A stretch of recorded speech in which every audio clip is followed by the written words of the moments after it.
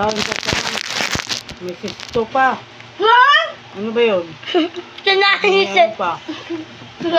Kinakain ba yung sesto? May donut. Tapos pagkatapos, kumain siya ng yung candy cake ni Ribin. Inubos niya yung candy. Pati ano? Si Ate pa. Hindi ah. Yung mga kilata. Sabi na ni Miming, hindi.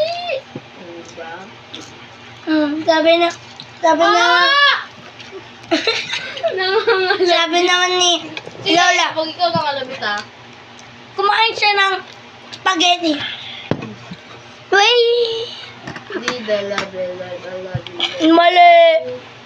Di dala, bela, love you. Puro ka di. Mayos ka talaga ngayon.